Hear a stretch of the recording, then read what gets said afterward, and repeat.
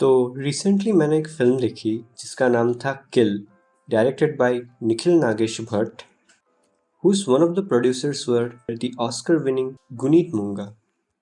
Well ये movie मेरे town के थिएटर में नहीं लगी थी, so I had to travel 60 kilometres away from my home to watch this film on theatre. तो बेसिकली मैं इस फिल्म को जस्ट एज एन एंटरटेनमेंट देखने गया था, क्योंकि आई नो किसी भी फिल्म को ओवर एनालाइज करके और अपने आप को एग्जॉस्ट करके मैं बस अपना ही एक्सपीरियंस रूइन करूँगा। And maybe it is the first time after Brahmastra जब मैं कोई बॉलीवुड मूवी को थिएटर में देखने गया। So let's divide this video in 2 parts. पहले पार्ट में मैं विदाउट स्पॉइलर इस मूवी को एक्सप्लेन करके थोड़ा सा सिंप्लीफाई करने की कोशिश करूँगा, और दूसरे पार्ट में हम स्पॉयलर्स के साथ इस फिल्म को डिस्कस करेंगे और अच्छे से इस फिल्म को समझेंगे। तो सबसे ख़ास बात मुझे किल की ये लगी कि there were no subplots और फूलिश सॉन्ग्स और एग्जैजरेटेड इलॉजिकल एक्शन सीक्वेंसेस। इसके एक्शन सीक्वेंसेस बहुत ही ब्यूटीफुली कोरियोग्राफ किए गए हैं, and you really get hooked into the film from very start to the end. हमें हमारे प्रोटैगनिस्ट के ग्रीफ, सफरिंग, स्ट्रगल और टायर्डनेस बहुत अच्छे से दिखाए जाते हैं। इंडियन सिनेमा में ऐसे रेपुटेशन को प्रोवाइड करने के लिए काफ़ी ज़्यादा हिम्मत चाहिए। मुझे सबसे अच्छी बात ये लगी कि इस फिल्म में नॉट ओनली हीरो का पर्सपेक्टिव बल्कि विलन के पर्सपेक्टिव को भी अच्छे से दर्शाया गया है। The sadness in the villain's group when one of his comrades die, इसको बहुत अच्छे से पोर्ट्रे किया है, जो कि हमें मेन स्ट्रीम फिल्म्स में मिसिंग दिखता है। हमें हमेशा हीरो का पर्सपेक्टिव तो दिखाया जाता है, लेकिन कभी भी विलन का पर्सपेक्टिव हमें शो नहीं होता। और अनडाउटफुली इस फिल्म के एक्शन सीक्वेंसेस काफ़ी ज़्यादा रियलिस्टिक थे। सच में मुझे तो काफ़ी अच्छे लगे। और जैसा कि मैं हमेशा बोलता हूँ, इस फिल्म का एग्जीक्यूशन काफ़ी अच्छा है, क्योंकि आप देख लो स्टोरी क्या है। एक हीरो जो ट्रेन पे बैठा है, वहाँ पे गुंडे अटैक करते हैं, अभी हीरो गुंडों को मारेगा। This is the story literally, but execution इतना बढ़िया है कि जैसे कि मैंने पहले कहा था, we are hooked to the film from the very beginning to the last. I know some people were comparing this film to other films like the Raid और बुलेट ट्रेन और ट्रेन टू बुसान, बट मुझे लगता है कि compare anything to something is just the fastest way to kill it. I know there have been very good films in this story, but मुझे लगता है कि इंडिया में पहली बार इतनी अच्छी कोई एक्शन फिल्म बनी है जहाँ पे कार्स नहीं उड़ रहे और कोई फिजिक्स को डिफाई करने वाला एक्शन सीक्वेंस नहीं हो रहा। It's just pure action. It's just pure action that's happening in front of our eyes, and it's realistic. And for those people who were comparing this film to other films, let me share a story with you guys. See this story. In 2011, retired Gorkha soldier Vishnu Shrestha was on a train in India when 40 robbers boarded and began stealing passengers' belonging. ये story internet पे available है, आप चाहे तो इसको पढ़ सकते हैं। और मुझे लगता है कि किल मूवी बहुत हद तक इसी इंसिडेंट से इंस्पायर्ड थी। आपको बता दूं कि हमें फिल्म में भी 40 रॉबर्स ही दिखाए जाते हैं। तो ठीक है, चलिए अभी आते हैं इस फिल्म को एनालाइज करने में। आई नो कि इस फिल्म को मुझे ओवर एनालाइज नहीं करना चाहिए, but I just can't help. तो अभी मैं इस फिल्म के स्पॉयलर्स डिस्कस करने वाला हूँ। तो आपने अभी तक ये फिल्म नहीं देखी है तो आप पहले जाके फिल्म देख के आइए, फिर इस वीडियो को कंटिन्यू कर सकते हैं आप। तो basically I know that it was kind of predictable at first, but still I didn't see that coming कि the heroine is going to die. सही में मैंने ये बात नहीं सोचा था। मुझे लगा था कि the friend with him is going to die, which he dies eventually, but मैंने नहीं, ये बात मैंने नहीं सोचा था कि the heroine is also going to die. And can you explain me one thing, that why he was like not killing the people in the first place?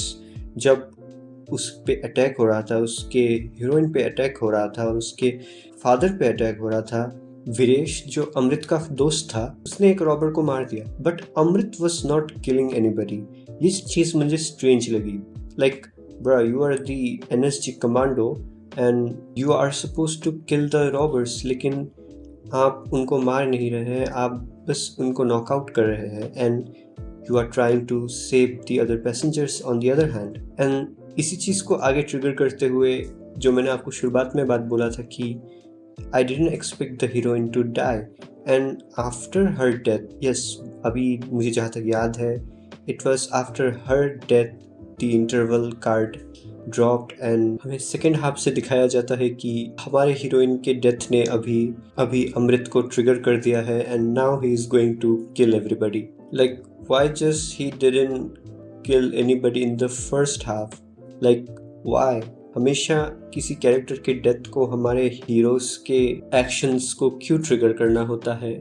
Like after all he was a commando, right? And there were a lot of scenes जहाँ पे robbers बस hero को पकड़ लेते हैं, and जिसको वो इतने समय से मारने का बात कर रहे थे, लेकिन अभी पकड़ने के बाद उसको चेन्स में बांध देंगे, एंड अभी उसको नहीं मारेंगे, अभी उसको उधर ही रखेंगे, which is kind of like lot armour to the hero.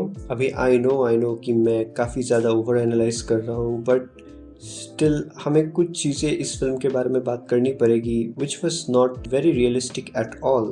But मैं यहाँ पे एक बात का तारीफ़ करना चाहूँगा कि जैसे आप देख सकते हैं कि there was a big guy in the robbers team which kills the son of a lady, और आखिर में वही लेडी ही होती है जो अपने बेटे के मर्डर का बदला लेती है और उसी रॉबर को हॉकी स्टिक से मारती है, एंड ही फाइनली डाइज।